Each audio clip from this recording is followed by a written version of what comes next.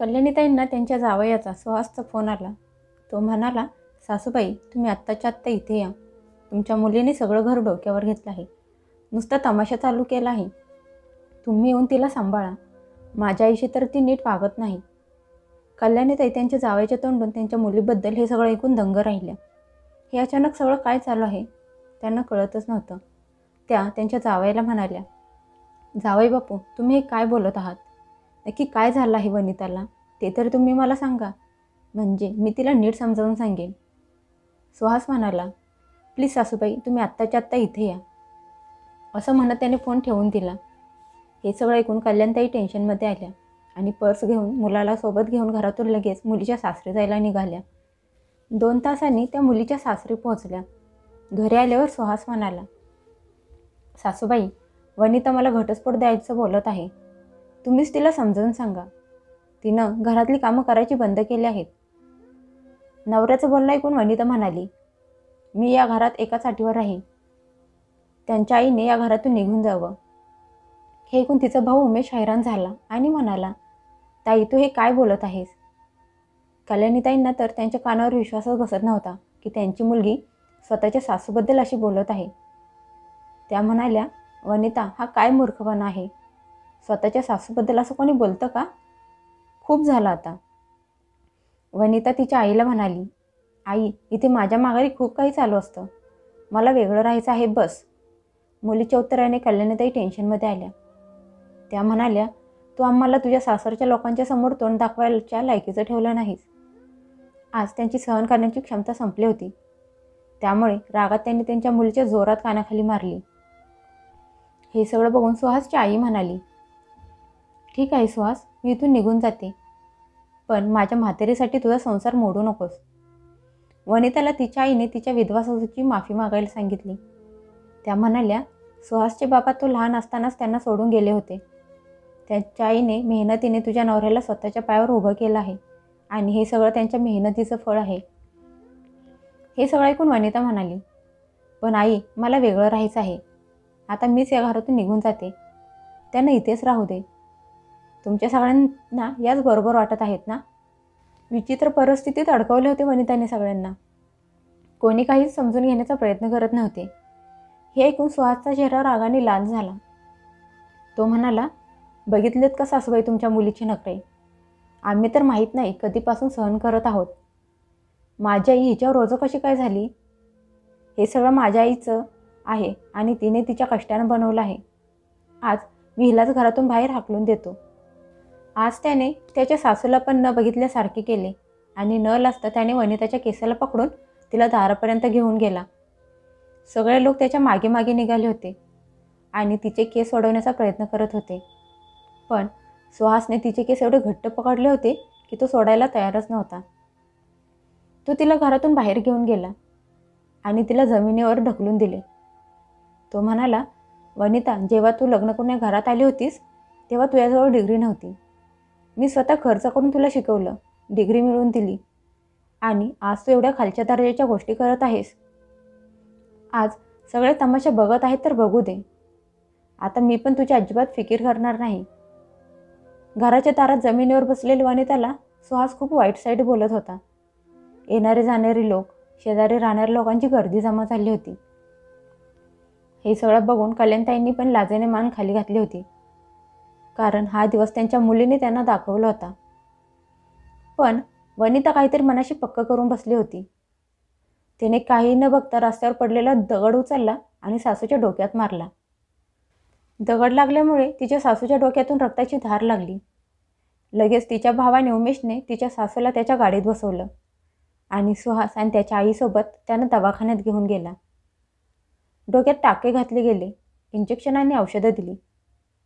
सुहासचं डोकं खूप बिघडलं होतं आणि मनातल्या मनात तो वनिताला खूप शिव्याशाप देत होता. यावेळी माहीत नाही वनिता कुठे होती. ती तर दवाखान्यात पण आली नव्हती. वनिताचं वागणं दिवसेंदिवस सुहासला परेशान करत होतं. एक दिवस सुहास घरात येताच घरातला नजारा बघून हैराण झाला. वनिता तिच्या सासूला घाण शिव्या देत होती. ती म्हणाली, ही मनोजबाई माझ्या घरात विषारी नागिनीसारखी फाना काढून बसली आहे. ही त्यांची मुलगी मरत का नाही? ती पण इथे येऊन माझ्यावर हुकूम चालवत असते. आणि मला घरातली कामवाली समजत आहे. ए म्हातारे, ऐकून घे. मी तर तुला या घरातून हाकलून दिल्याशिवाय गप्प बसणार नाही. सुहासची आई शांत बसून सगळं ऐकून घेत होती. बाहेरून हे सगळं बघून सुहासचे पाय जागेवरच रुतून बसले होते. त्याची बायको त्याच्या आईला तोंडाला येईल ते वाईट साईड बोलत होती आणि तो तिच्यासमोर जायला पण घाबरत होता. तो मनात म्हणाला, आईच्या समोर तिला काही बोलला तर ती दुसराच तमाशा चालू करत होती. माझ्या बहिणीला एवढ्या शिव्याशाप देत आहे, तिला जरा पण लाज कशी वाटत नाही. पण आई आई तिला काही का बोलत नाही. पण आता आत कसा जाऊ हाच विचार करत होता. एक गोष्ट सुहासला कळत नव्हती की वनिता लग्नाला एवढी वर्ष झाली तरी त्याच्या आईसोबत चांगली वागत होती. सगळं छान चालू होतं. असं अचानक काय झालं की वनिता एवढी घाण बोलायला लागली. तिच्या सासूबद्दल असलेला तिरस्कार वाढतच चालला आहे. सुहास विचार करून टेन्शनमध्ये होता. वनितासोबत बोलणं तर अशक्यच होतं. तिच्याशी बोलून काहीच उपयोग होणार नव्हता, कारण ती त्याला नीट उत्तर देणार नव्हती. तरी पण हिम्मत करून सुहासने वनितासोबत बोलण्याचे ठरवले. काही वेळानंतर तो घरात आला. वनिता त्याला बघून शांत झाली, पण तिचा राग तिच्या चेहऱ्यावर स्पष्ट दिसत होता. जेवण झाल्यानंतर सुहास फोन घेऊन बसला. तो त्याच्या बायकोला म्हणाला, वनिता, इथे येऊन बस, मला तुझ्याशी महत्त्वाचं बोलायचं आहे. वनिता म्हणाली, काय झालं? आता वनिताला त्याच्या बोलण्यावरून थोडासा अंदाज आला होता की सुहास तिच्याशी कुठल्या विषयावर बोलणार आहे. सुहास म्हणाला, अगं इथे येऊन तरी बस खरं. नवरा बोलला म्हणून वनिता त्याच्या बाजूला जाऊन बसली.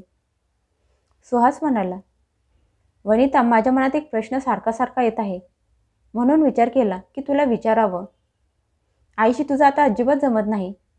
तिची एखादी गोष्ट तुला आवडत नव्हती, पण हीच आई अगोदर तुला आवडत होती. तू कधी तिच्याबद्दल तक्रार केली नव्हतीस.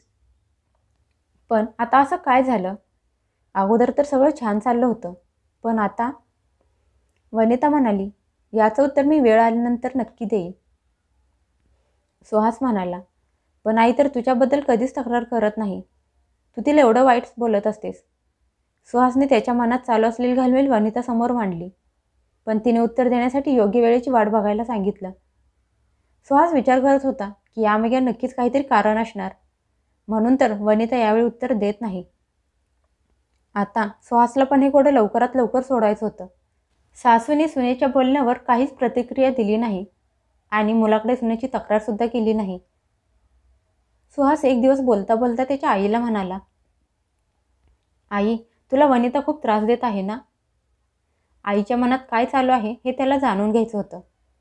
पण त्याची आई म्हणाली, नाही रे सुहास, ती तर माझी खूप काळजी घेते. थोडंफार कधी काही उलट बोलली तर काही फरक पडत नाही. ती तर मला माझ्या मुलीसारखीच आहे. सुहास आईचं बोलणं ऐकून हैराण झाला. त्याला कळतच नव्हतं की त्याच्या घरात हे काय चालू आहे आणि का. सुहास नंतर वनिताला म्हणाला, अगं वनिता, आई तर तुझी प्रशंसा करत असते आणि तू आईचा सारखा पाणउतारा करत असतेस. ती तुझी सासू आहे, तिला जरा मान देत जा.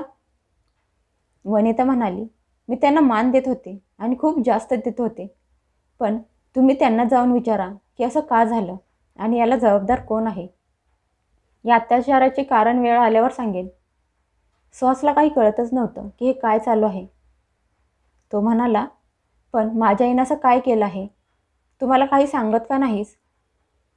वनिता म्हणाली, मी जर तुम्हाला त्याचे कारण सांगितले तर तुम्ही ते सहन करू शकणार नाही.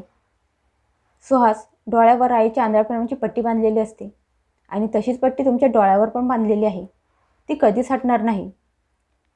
वनिता सुहासबद्दल ही गोष्ट खरी बोलली होती, कारण सुहास त्याच्या आईच्या विरोधात कधीच जात नव्हता आणि आईबद्दल काही ऐकून घ्यायला तयार नव्हता. म्हणून वनिता त्याच्याबद्दल फिरून फिरून बोलली. सुहास म्हणाला, माझी आई काहीच चुकीचं करू शकत नाही. असं होऊ शकते ना की तुझाच काहीतरी गैरसमज झाला असेल, म्हणून तर तू जे काही बोलत असतेस ते शांत बसून ऐकून घेते, घरातली सगळी कामं करते. मग मी कसे हे मान्य करू की माझी आई चुकीचं आहे? वनिता म्हणाली, म्हणून तर आजपर्यंत मी कधी तुम्हाला बोलले नाही आणि इथून पुढे पण काहीच बोलणार नाही. पण यांची इज्जत आता मी नाही करू शकत. माझी तर अशी इच्छा आहे की त्यांनी मला काहीतरी बोलावं, पण मी स्वतःच खूप हैराण आहे. त्यांच्या अशा वागण्यामुळे. मी एवढा त्रास देऊन पण त्या मला काहीच का बोलत नाहीत. वनिताची नखरे बघून सुहास सुन्न होता. पण एक अजून खरी दुसरी बाजू होती, जी सुहास कधीच स्वीकारू शकला नसता. हे घ्या मुलांनो, मी मंदिरात गेले होते. येताना प्रसाद घेऊन आले आहे. हा घ्या, असं म्हणत दोन्ही नातवांच्या हातात प्रसाद दिला. ते बघून वनिता येऊन तिच्या सासूवर ओरडायला लागली. काय करत आहेस म्हातारे, असं म्हणत तिने सासूच्या हातावर मारले. तसा प्रसाद जमिनीवर पडला. तिची सासू म्हणाली, सुनबाई तू हे काय करत आहेस? अगं देवाच्या प्रसादाचा अपमान करत नाहीत आणि तू तर तो खाली जमिनीवर पडलास. असं म्हणत सासू खाली वाकून पडलेला प्रसाद उचलायला लागली. वनिता म्हणाली, देव जाणे हा प्रसाद आहे का अजून दुसरं काही. गोड तर काय कुठून पण आणता येते. देवाचे नाव घेऊन त्यात काही घातलं असले तर. यावर पण तिची सासू गप्प बसली. मग वनिताने सासूला धक्का मारला आणि म्हणाली, अगं म्हातारे, तुला सांगितलं आहे ना की माझ्या घरात तू काही घेऊन यायचं नाही. आम्ही विकत आणून खाऊ, प्रसाद पण स्वतः देवळात जाऊन घेऊन येऊ, पण तुला काहीच गरज नाही घेऊन यायची. सासूने तिरक्या नजरेने सुनेकडे बघितले आणि खोलीत जाऊन शांत बसल्या. काही दिवसांनी वनिताने बाहेर फिरायला जायचा प्लॅन बनवला, तर सासूने लगेच नकार दिला. सुहास त्याच्या आईला फिरायला येण्यासाठी तयार करत म्हणाला, आई तू काय यायला नको बोलत आहेस? तू पण चल ना, सगळा परिवार एकत्र असला तर छान वाटेल. पण त्याच्या आईने स्पष्ट शब्दात नकार दिला आणि म्हणाली, अरे मी म्हातारे तुमच्या दोघांच्यामध्ये येऊन काय करणार आहे? तुम्ही दोघं जा, मी घरात आणून घराची काळजी घेते. हे ऐकून वनिताला खूप विचित्र वाटलं. ती सुहासला म्हणाली, अहो यांना सांगा आपल्यासोबत यायला, त्या घरात एकट्या राहणार नाहीत. सुहास परत त्याच्या आईला म्हणाला, आई चल ना, पण त्याच्या आईला त्याच्यासोबत जायचं नव्हतं. सुहास वनिताला म्हणाला, वनिता तू का हट्ट करत आहेस?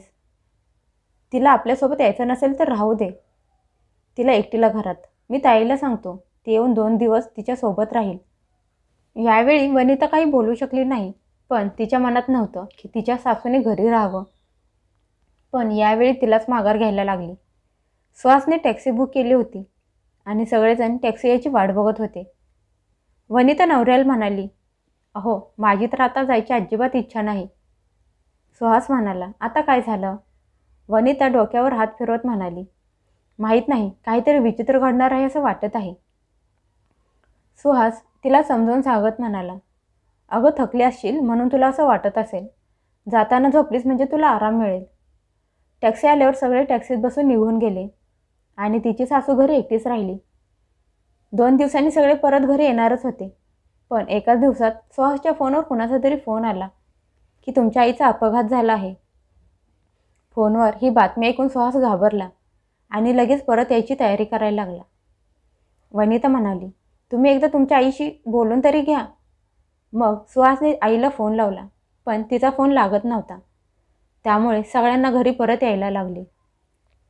रात्री सगळेजण घरी आले आणि दारात टॅक्सी उभी करून त्याला पैसे देऊन सुहास पटकन घरात गेला. आई आई आईला आवाज द्यायला लागला, पण त्याची आई घरात कुठेच दिसत नव्हती. घर पण उघडेच होते आणि आई कुठेच दिसत नव्हती. वनिता म्हणाली, सुहास असं कसं होऊ शकतं? सासूबाई घर असं उघडं ठेवून कुठे गेले असतील? सुहास म्हणाला, तू घराची काळजी करायची सोडून दे, मला आईची खूप जास्त काळजी वाटत आहे. काही वेळानंतर सुहासची मोठी बहीण नीता घरात आली. तो म्हणाला, अगं ताई, आई कुठे आहे? घरात तर कुठेच दिसत नाही. नीता म्हणाली, आई जवळच्या दवाखान्यात आहे. मी घाईत गेल्यामुळे दाराला कुलूप लावायचं विसरले. आईचा पाय फ्रॅक्चर झाला आहे, त्यामुळे गडबडीत कुलूप लावायचे विसरून गेले.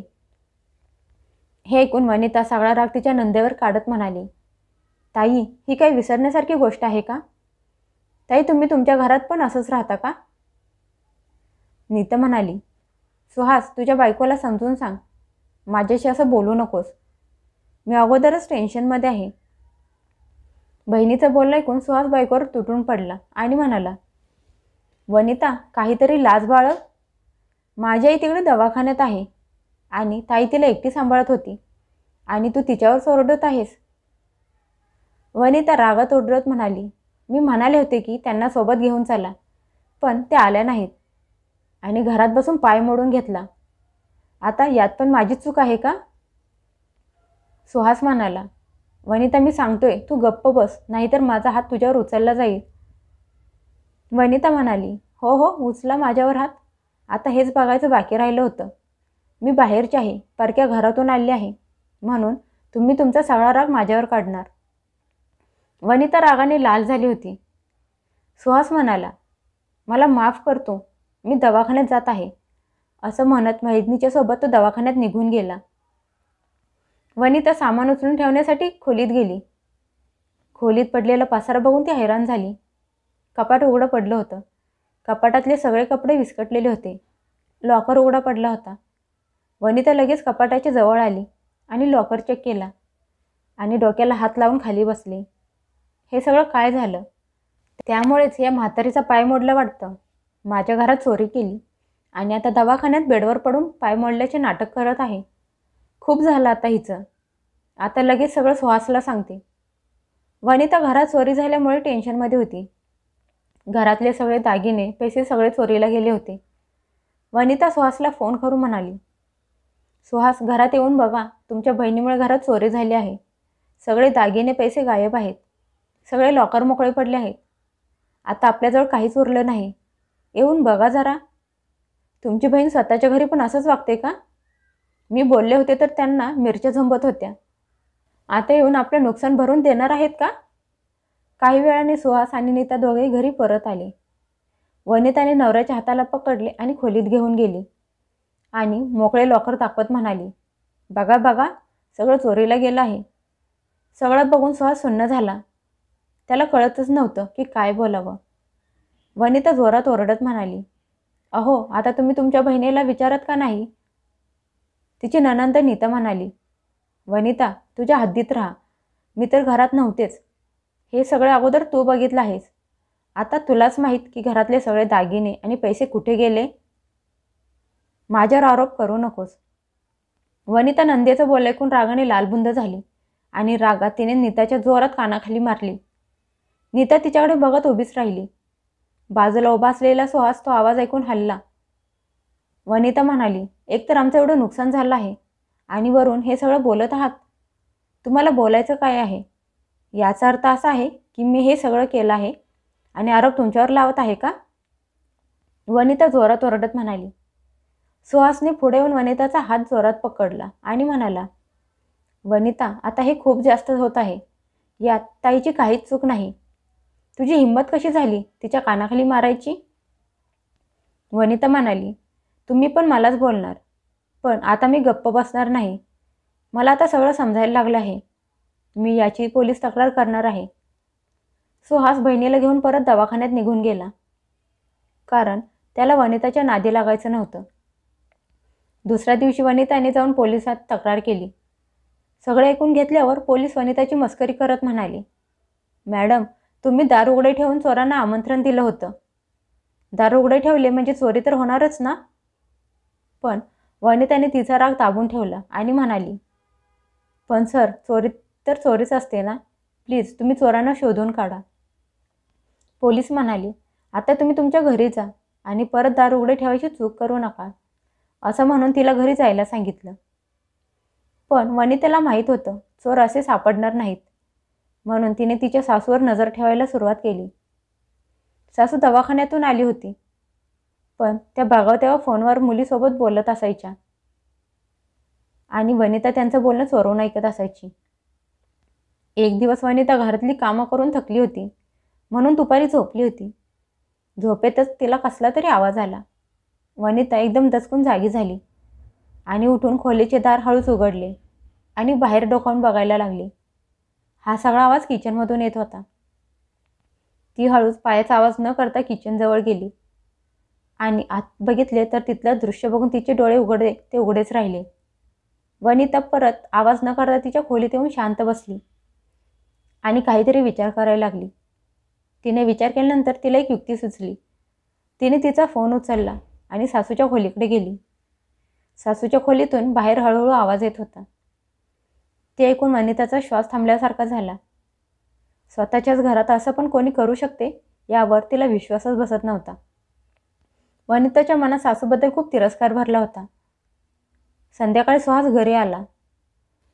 संध्याकाळी सुहास घरी आल्या वनिता नवऱ्याला म्हणाली, अहो मला तुमच्याशी बोलायचं आहे. त्या अगोदर काहीतरी दाखवायचं आहे तुम्हाला. असं म्हणत तिने तिच्या फोनमध्ये काहीतरी दाखवायला सुरुवात केली. ते बघून सुहासला त्याच्या डोळ्यावर विश्वासच बसत नव्हता. ते बघून त्याच्या चेहऱ्याचा रंगच उडाला. वनिता म्हणाली, अहो अजून थांबा, तुम्हाला अजून काहीतरी ऐकवायचं आहे. असं म्हणत वनिताने तिच्या फोनचं रेकॉर्डिंग सुरू केलं आणि नवऱ्याला ऐकवायला लागली. सगळं ऐकून सुहास त्याच्या आईच्या खोलीत तंतन करत गेला आणि म्हणाला, आई मला तुझ्याकडून अशी अपेक्षा तर नव्हती. त्याची आई म्हणाली, अरे सुहास पण काय झालंय? असं म्हणत उठण्याचा प्रयत्न करायला लागली. सुहास म्हणाला, आई तुझं नाटक बंद कर, मला सगळं माहीत आहे. असं म्हणत त्याने वनिताने फोनमध्ये केलेले रेकॉर्डिंग दाखवायला लागला. त्यात सुहासची आई स्वतःच्या पायाने चालत किचनमधून बाहेर येऊन स्वतःच्या खोलीत गेली होती. सुहास म्हणाला, आई माझ्याकडे अजून एक गोष्ट आहे तुला ऐकवायला. ते ऐकून माझ्या डोळ्यावर बांधलेली आंधळप्रेमाची पट्टी पण उतरली. वनिताने केलेल्या रेकॉर्डिंगमध्ये त्याच्या आईचा आवाज होता. ती त्यांच्या मुलीसोबत बोलत होती. नीता, बाण अगदी निशाण्यावर लागला आहे. आता ती वनिता इथून कायमची निघून जाईल. सोन्याचे दागिने तू सांभाळून ठेव आणि डॉक्टरांना तुझ्याजवळचे पैसे देऊन त्यांचं तोंड बंद ठेवायला सांग. मी तुला नंतर तुझे पैसे देते. आता मी सुनबाईला घरातून बाहेर काढूनच शांत बसणार आहे. हे सगळं ऐकून सुहासच्या आईच्या पायाखालची जमीनच सरकली. आज त्यांचं सगळं नाटक उघड झालं होतं, ते पण मुलाच्या समोर. वनिता आज तिच्या मनातलं बोलली होती आणि तिच्या खरेपणाचे सगळे पुरावे नवऱ्याच्या समोर ठेवले होते. ते बघून सुहासला त्याच्या आईचा आणि बहिणीचा तिरस्कार वाटायला लागला होता. वनिता म्हणाली, सुहास तुम्ही बोलत होता ना की वनिता तुझं वागणं एवढं का बदललं आहे तुमच्या आईसोबत? हेच कारण होतं माझं वागणं बदलायचं. मला खूप वेळा त्यांच्यावर संशय आला होता, पण माझ्याकडे त्यांना चुकीचं सिद्ध करण्यासाठी पुरावा नव्हता. जेव्हा या विषयावर मी त्यांच्याशी बोलले तर त्या तुमच्यासमोर माझ्याशी गोड वागत राहिल्या. जर मी काही बोलले तर तुम्ही माझ्यावर विश्वास ठेवला नसता, म्हणून मला वेगळं राहायचं होतं. सुहासच्या आईने खूप वेळा माफी मागितली, पण यावेळी सुहासने त्यांचं काहीच ऐकून घेतलं नाही आणि यावेळी खरोखरच सुहास बायको आणि मुलांना सोबत घेऊन वेगळं राहायला गेला. त्याची आई माफी मागत राहिली, पण आता माफी मागायची वेळ हातातून निघून गेली होती.